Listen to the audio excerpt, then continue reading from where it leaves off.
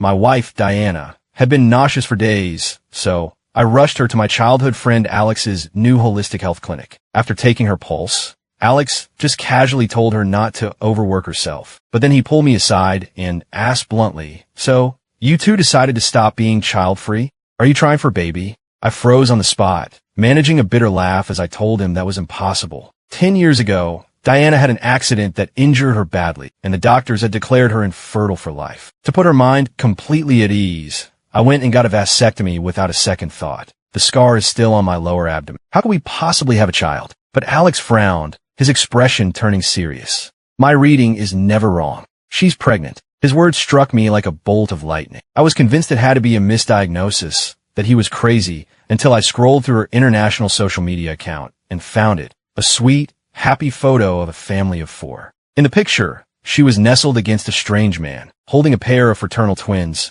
a boy and a girl. The caption read, "Our family of 4, forever and always." It turned out her infertility was a lie. My vasectomy was a joke, and the home I'd poured my heart and soul into for 10 years was nothing more than an elaborate deception she had carefully constructed. I kept scrolling through my wife's photos on Twitter. Of the hundreds of pictures, more than half were with another man. The account showed it had been created 7 years ago. Then, starting 6 years ago, 2 new faces appeared in her feed. They were fraternal twins, a boy and a girl, now looking to be about 5 years old. Both the son and the daughter looked exactly like the man in the pictures. The most recent family photo was from 3 months ago. I remember it clearly. She told me she was going overseas for an important project training. It was right after she got back that she started feeling sick. I had willingly gone to the hospital for that surgery so that no one would ever judge her or look at her with pity. And she had 2 children with someone else this whole time? No, counting the one she's carrying now. She's a mother of 3?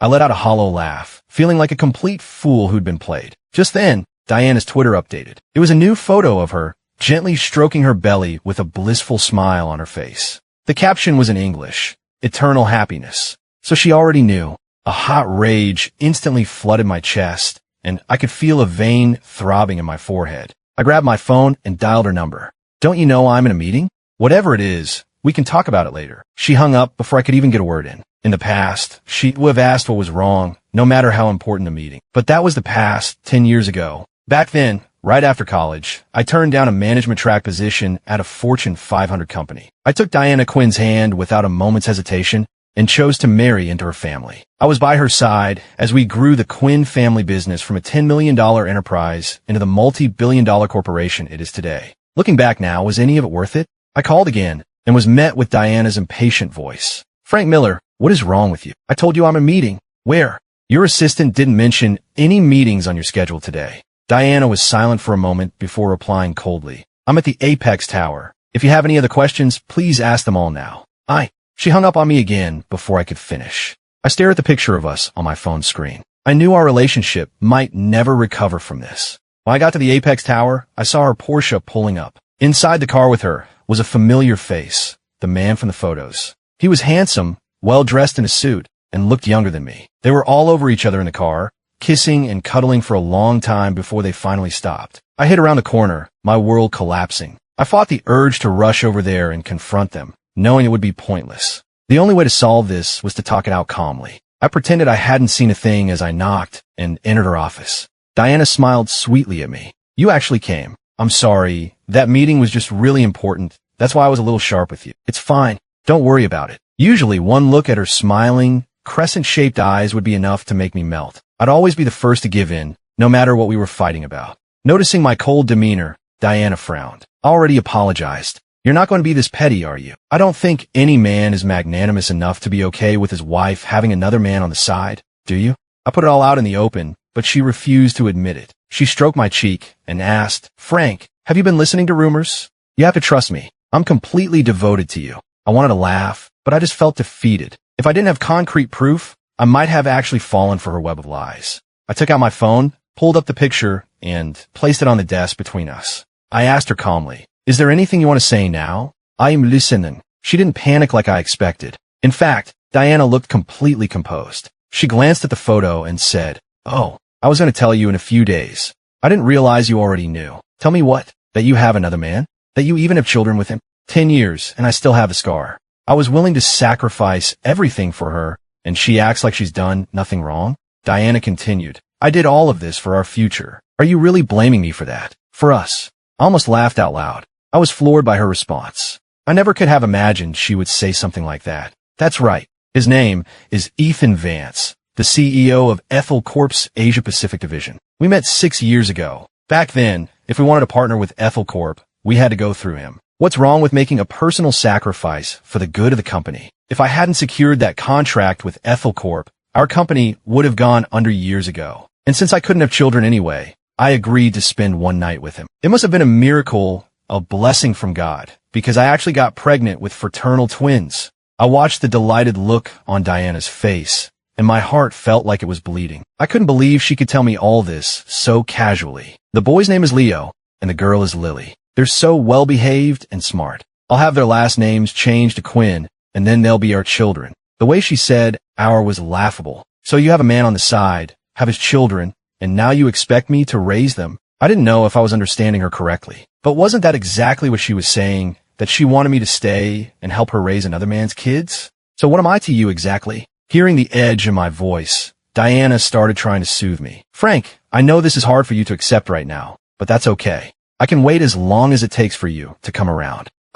You really think I'm going to accept this? It was only in that moment that I realized how pathetic my life had become. Everything I had ever done for her was a complete joke. She must have been so sure of my love that she thought she could get away with anything. Forget it. I was done. I picked up my phone and said flatly, "No, thanks. I'm not worthy of the honor." Diana's expression suddenly twisted into a rage. Have you thrown enough of a tantrum? Or do you really think Ethan could ever replace you in my heart? Ethan, such an intimate way to refer to him. For 10 years, I poured my blood, sweat, and tears into her family and this company. And it turns out she never saw any of it. I nodded and gave a bitter smile. Fine. None of this has anything to do with me anymore. Let's get a divorce. In all the years we'd known each other, I had never once brought up breaking up or divorce during a fight. I'm a rational person. I don't joke about things like that. This was the first time I truly wanted to leave, and my heart felt like it was being squeezed in a vice. Or maybe I was just being childish. I was hoping to see even the slightest hint of regret on Diana's face. If I did, I would know she still loved me. But Diana just stared at me for 2 seconds before sneering. Divorce? Don't be ridiculous. How would you survive without me? If my family hadn't allowed you to marry in, you'd probably be sweeping streets for a living. This was her go-to tactic whenever we fought. She'd use the fact that I married into her family to belittle my accomplishments. In the past, it always made me feel small, but not this time. I don't care. Even if I end up sweeping streets, it will have nothing to do with you. Frank Miller. Diana glared at me, her voice loud enough to make the employees outside the office turn and stare. At the company, aside from the RD team I personally led,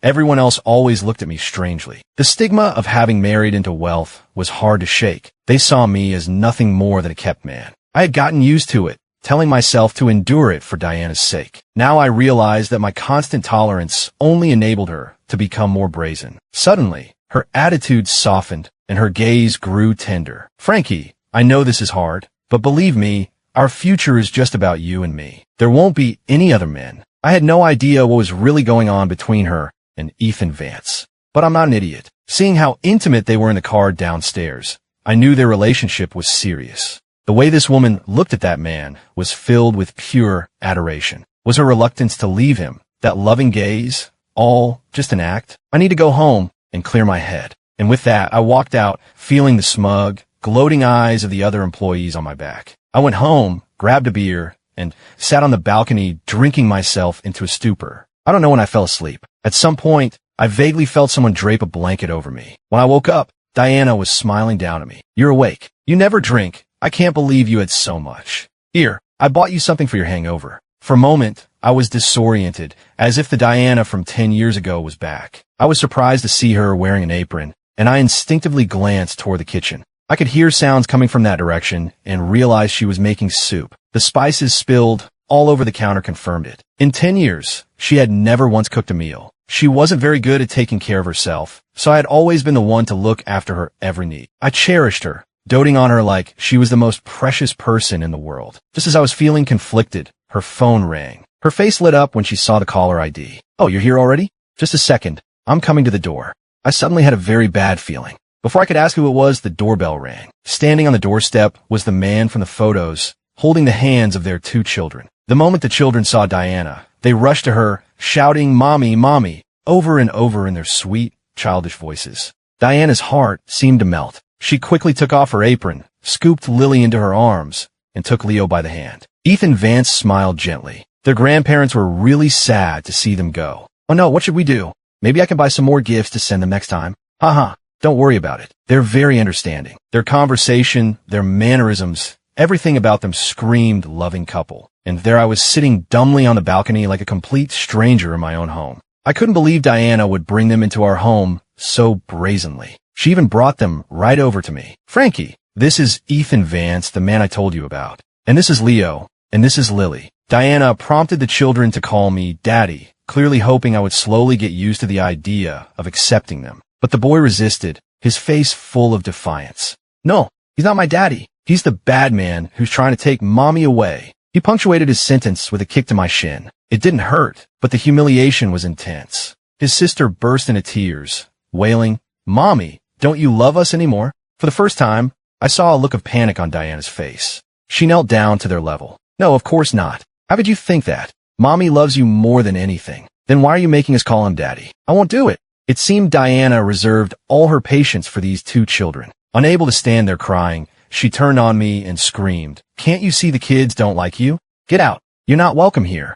At first, I thought I must have misheard her. This was my home too. Was this woman, my wife, really telling me to leave? For 2 children who had nothing to do with me? Seeing Diana take their side, the children's glares became even more hostile. They looked at me as if I were the one trying to break up their parents' happy home. They started shouting for me to get out of the house. They told me I was never allowed to come back. I looked at Diana, stunned, trying to see if she was serious. She just scowled at me impatiently. "What are you waiting for? Get out of here now."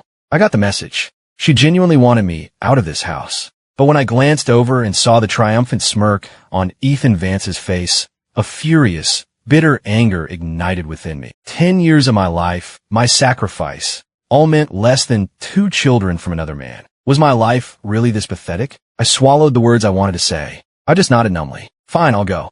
I knew there was no point in arguing anymore, so I might as well just leave. As I stood up, the boy kicked me again. He put his hands on his hips and laughed at me. His sister cheered, "Yay, we got rid of the bad guy. We won. Mommy and Daddy will be together forever now." Diana didn't even spare me a glance. She just stroked her children's hair and smiled. "That's right. The bad guy lost. Good always wins."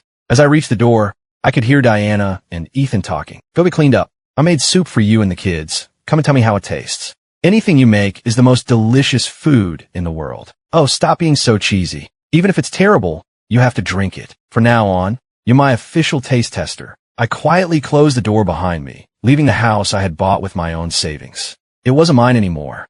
I found a random hotel for the night, and the next morning, I went to the office as usual. I noticed a lot of employees pointing and staring at me with strange looks. When I got to my office, I found out why. It wasn't my office anymore. Everything was gone, replaced by 2 potted plants. Perfect timing. "I need to talk to you." Diana's voice came from behind me. She led me into her office and said flatly, "From now on, this will be Ethan Vance's office." "And what about me?" I asked, frowning. "I was going to transfer you to another department, but Ethan felt bad. He wants you to stay on as his assistant." The thought of being that man's assistant made all the anger I'd been suppressing finally explode. On what grounds? Who the hell does he think he is, that I should be his assistant? I had never lost my temper like that before, at least not in front of her. My outburst seemed to make me a stranger to her. She demanded, "Frank Miller, have you lost your mind? How dare you question Ethan? Fine. You said he's the CEO of Ethel Corp Asia Pacific. So what's he doing here at our company? Or do you actually believe he's condescending to work here just to help you achieve your dream of making this a Fortune 500 company? That had been our biggest dream, the one we constantly pushed each other toward." Diana just shot back. "Why not? You can learn a lot by being his assistant. You should be honored." "Learn what?" "How to be a con artist." The CEO of Ethel Corp's Asia Pacific division was indeed named Ethan Vance. I knew him, in fact. We were friends in middle school, grew up together, and were pretty close. But the woman in front of me was naive enough to think that sleeping with him once was all it took to land that partnership. What's more, the man she slept with wasn't the Ethan Vance I knew. Please don't be so prejudiced against Ethan. Once you get to know him, you'll see how charming he is. It seems you've been completely fooled. He's not. Before I could finish, someone knocked on the door. Ethan Vance walked in, smiling at Diana. Diana, I don't like to force things. If Frank doesn't want the job, that's fine. Do I know you? I hated the familiar way he said my name. It made my skin crawl. How can you speak to Ethan like that? Apologize right now. Seeing Diana act like she was under a spell, I just sighed. Forget it. Just transfer me to another department. How about security? I was about to walk away when I heard Ethan ask me with a smirk. He quickly followed it up with a laugh. Sorry, just kidding. Don't take it seriously. But Diana took him seriously. Security could work. Maybe it would help him realize his mistakes. Good point. A little humility might do him good. Teach him not to think he's so important. Ethan dropped the act and started openly mocking me. My choice was simple. I looked at Diana and asked, "Are you sure you want to do this? Transfer me to security. For him, you still don't see what you've done wrong." Fine. I'm wrong. I quit. There was no way I was going to be Ethan's assistant, and being a security guard was out of the question. If word of that got out, I'd be a laughingstock in the financial world. So, right there in front of Diana, I turned and walked out. From that moment on, I was free. On my way out, I made a call to the real Ethan Vance. I told him I had just left Apex Corporation. The real Ethan was pretty calm when I told him I'd left Apex. He said he'd seen it coming for a long time, that Diana and I were just on different paths. He'd said the same thing years ago when I'd visited him at Ethel Corp. I didn't pay it much mind back then. I just thought he was jealous that I had such a wonderful wife. Looking back, I was so naive. He, on the other hand, was a seasoned player who knew the game. He was definitely a better judge of character than I was. He didn't say much, just asked, "Are you doing okay?" I gave a bitter laugh. I'm Fine. I just feel like it was all for nothing. Hey, there are plenty of fish in the sea. Next time you're in San Francisco, I'll show you a good time. All right, you got a deal. Over the years, Ethan had never stopped trying to recruit me to his company. He was always subtle about it, but I knew what he was doing. I always politely declined, not wanting to disappoint Diana. Now, all of that felt like a distant memory. That evening, I called Diana to arrange a time to come by and pack my things. To my surprise, the fake Ethan Vance answered the phone. "Frank, you looking for Diana? Where is she?" "She's in the kitchen making dinner. You can tell me what you need." Hearing that Diana was actually cooking made my heart ache with a fresh wave of bitterness. I used to dream about her cooking for me. Even a simple bowl of ramen would have been enough to move me to tears. But I waited 10 years for that. And instead of a home-cooked meal, I got betrayal. Just tell her to find a time for me to come back and get my things. "You can come now. Diana already packed everything for you. Why don't you stay for dinner while you're here?" "No thanks. I'll just grab my stuff and go." I was surprised Diana had packed my things so quickly, but it didn't matter. I just wanted to get my things and leave this city behind. When I arrived, I used my key to open the door out of habit. I walked into the living room to find the two of them all over each other on the couch. They were half-dressed, caught in a moment of passion. Diana's cheeks were flushed, and she had a soft, pliant look on her face that I had never seen before. She jumped when she saw me, scrambling off the couch. "Frank Miller, why didn't you call before you came over?" My gaze shifted to Ethan, who was busy buttoning his shirt. And then it hit me. This was all a setup. What was the point? Just to humiliate me? The old me probably would have passed out from rage. But now, having let go, I was surprisingly calm. "Sorry to interrupt. I'll just grab my bags and go." Diana quickly straightened her clothes and rushed to explain. "Frankie, I already told you why this is happening. You understand, don't you?" I forced a smile. "Of course. I wish you two a long and happy life together." Diana seemed to think I was just being sarcastic and shot me an annoyed look. "When are you going to stop this? Ethan and I are in a difficult situation. Can't you just give a rest? So you two are allowed to have your difficulties, but I'm just supposed to suck it up?" Now that I was detached, I could see just how warped Diana's perspective was. First the gaslighting, then the betrayal, and now she had the nerve to act like I was the one making a scene. I had nothing left to say to her. I turned to Ethan. "Since you've achieved your goal, can I just have my bags now?" Diana looked at him, confused. "What goal? What bags?" Ethan explained, "Frank called about getting his things, and I told him he should talk to you first." I didn't expect him to start yelling at me and threatening to kill me. Now I understood what a pathological liar looked like. And the ridiculous part was, Diana believed every word. She thought I was the one who had gone too far by threatening him. "I'm done playing house with you two. I'm getting my things, and I'm leaving." Diana pointed to the bedroom. "Fine, go pack. But if you walk out that door with those bags, you're dead to me." Without a second thought, I grabbed my suitcase. I packed only what I needed and left the rest. On my way out, I said to her, "As for anything we shared, do me a favor and throw it out. I'm in a hurry." The real Ethan had already booked me a flight to San Francisco. Boarding started in less than 3 hours. "Are you really going to leave?" Even now, Diana was acting so smug, so certain of herself. I had to admit, I had spoiled her rotten over the past 10 years. But that didn't mean I couldn't walk away. I left without a backward glance, leaving her standing there in stunned silence. The fake Ethan seized the moment to comfort her. Don't worry, Diana. He'll come around eventually. The second I left that house, I deleted everything related to Diana from my phone. Her contact info, our iMessage history, our call logs. I got a new SIM card determined to start fresh. 3 days later, Diana was furious that I hadn't come crawling back. She tried to call, but my phone was off. She tried to message me, but I had blocked her on every platform. Slowly, she began to realize something was seriously wrong. She was wondering where she could possibly find me when her assistant knocked on the door, interrupting her thoughts. Ms. Quinn, someone from Ethel Corp is here to see you. Diana was taken aback. Ethel Corp? They're looking for me? Did they say why? The assistant shook her head. No, they just insisted on seeing you personally. How'd they seem? What was their mood? They looked not very happy. Sensing trouble, Diana immediately called Ethan. She told him to come to her office right away. She figured that since the visitors were from Ethel Corp, Ethan would surely know them, given his supposed former position. In her office, Diana invited the man from Ethel Corp to have a seat. She asked her assistant to bring tea, then asked politely, "And you are, sir?" The visitor was a well-dressed man in his early 50s. Mr. Peterson, Executive Vice President of Ethel Corp, Asia Pacific. Executive Vice President? Diana took the business card and noticed it looked different from the one Ethan had given her. She didn't think much of it, though, and said warmly, "Mr. Peterson, what a pleasant surprise. I didn't expect you to take time out of your busy schedule to visit us. You're not here to try and recruit Ethan back, are you?" Mr. Peterson looked confused. "Mr. Vance is still the CEO of our division. What do you mean, recruit him back? You have a strange sense of humor, Mr. Peterson. Ethan resigned from Ethel Corp ages ago, didn't you know?" Just then, Ethan opened the door. "Diana, you called me in such a rush. What's going on?" He saw Mr. Peterson, but remained perfectly calm, so calm it was as if he'd never seen the man before in his life. Diana, however, was surprised. "Ethan, you don't recognize him? And you are." Ethan studied Mr. Peterson's face. "He's the Executive Vice President of Ethel Corp Asia Pacific. How could you not know him? Perhaps Mr.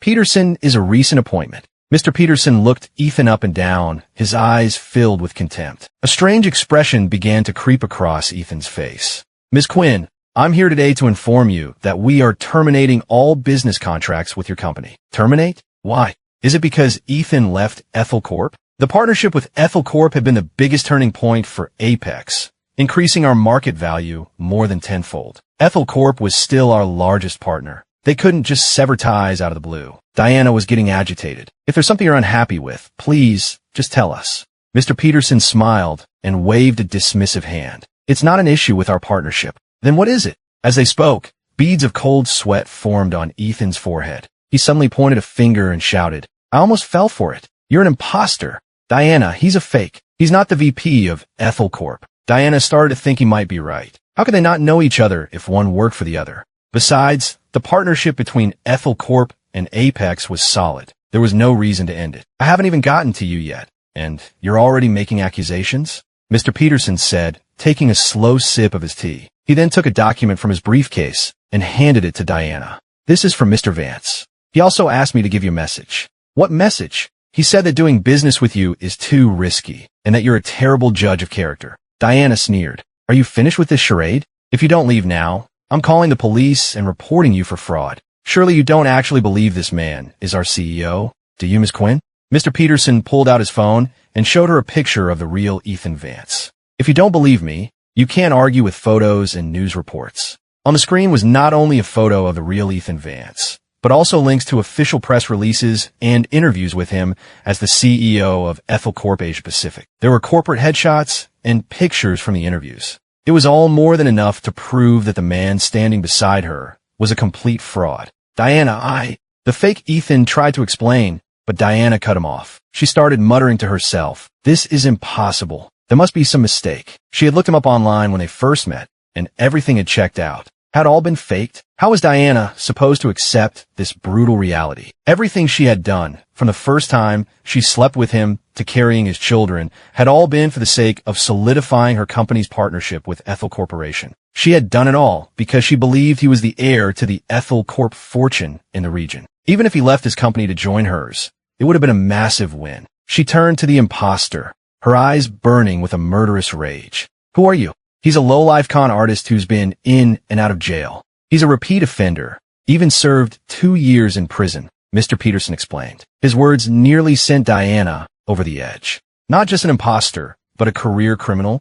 I let a worthless piece of trash like that fool me for 6 years. Diana asked, still trying to make sense of it. But wait, if he's a fake, why did you agree to the partnership right after I met him? That brings us back to your poor judgment, Ms. Quinn. You had a truly capable man right by your side, and you let him walk away. Who? Mr. Miller. I was the only executive at the company named Miller. But Diana refused to believe it. She couldn't accept that I was the one who had secured the Ethel Corp deal. She had always believed it was her sacrifice that had won it. She had used that success to crush me, to look down on me, calling me useless and manipulating me at every turn. Are you talking about Frank Miller? Diana asked, her voice filled with disbelief. When Mr. Peterson nodded, her heart sank. She didn't scream or throw him out. She just stared blankly into space, unable to process what she had done. She frantically pulled out her phone and tried to call me, desperate for the truth. But the call wouldn't go through. She tried again from a different phone. This time it connected. She was ecstatic. But before she could speak,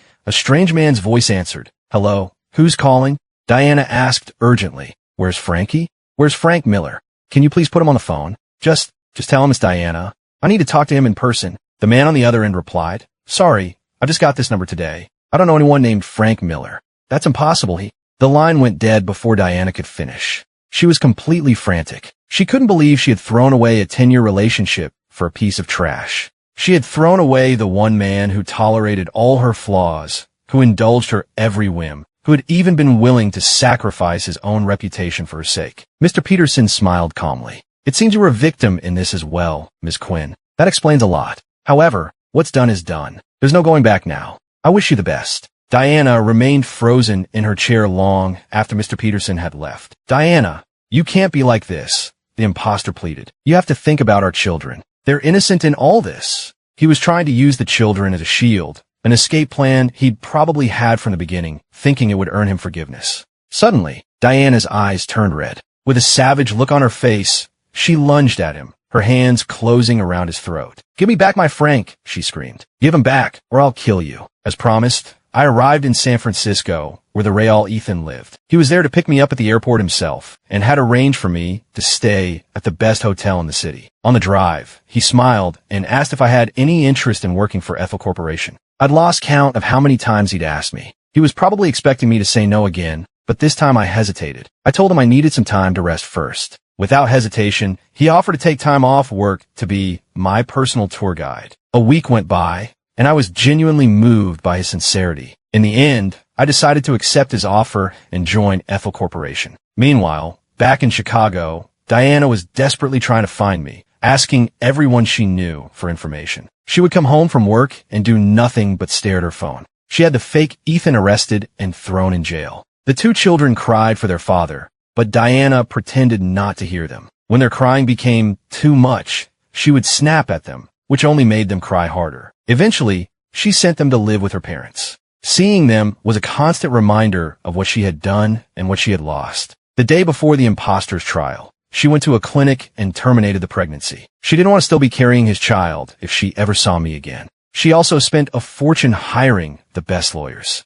They successfully convicted the fake Ethan on multiple counts, and he was sentenced to 20 years in prison. 2 years passed. Under Diana's leadership, Apex began an irreversible decline. When the company's valuation plummeted back to what it was a decade ago, she finally realized that I had been the true driving force behind its success all those years. But her mind was no longer on the business. All she wanted was to see me, to apologize. Then, one day, someone told her they thought they had seen me at the Ethel Corp headquarters in San Francisco. Without a second thought, she bought a plane ticket for that same day and flew out to find me. Even if it was a long shot, she couldn't pass up the chance. And finally, she found me in an employee lounge at Ethel Corporation. She looked much more worn down than she had 2 years ago. Ignoring everyone else in the room, she rushed toward me, trying to throw her arms around me like she used to. I stepped aside. What do you think you're doing? I asked, frowning. Frankie, it's me. It's Diana. Diana never imagined I would push her away. She thought we could go back to how things were. I've been looking for you for 2 years. Can't you forgive me? Just then, Another woman's voice cut in. Frank, who is this? The woman who spoke was beautiful, her business suit accentuating her elegant figure. She carried herself with grace and confidence. The sight of her made Diana shrink, feeling a pang of insecurity. And you are? The woman replied without hesitation. I'm his wife. The word wife seemed to shatter Diana's world. Her eyes welled up with tears as she asked me in disbelief. That's not true. Tell me it's not true, right? I was impressed by my secretary's quick thinking, so I played along and wrapped my arm around her waist. The day I left 2 years ago, whatever was between us ended. I started to walk away, but Diana dropped to her knees in front of everyone. She grabbed onto my leg, begging me not to leave. Her behavior just disgusted me. I shook her off and lowered my voice. If you make another scene, I will have security throw you out. Realizing I was serious, Diana cried all night. The next day, she quietly left San Francisco. When she got back, she sold her company for pennies on the dollar and donated all the money to charity. Then, she went back to the place where we first met and took her own life. I didn't find out about any of this until 2 years later. By then, my secretary had become my wife. I had surgery to reverse the vasectomy, and we had our first child together. As for the past, I let it all go like dust in the wind.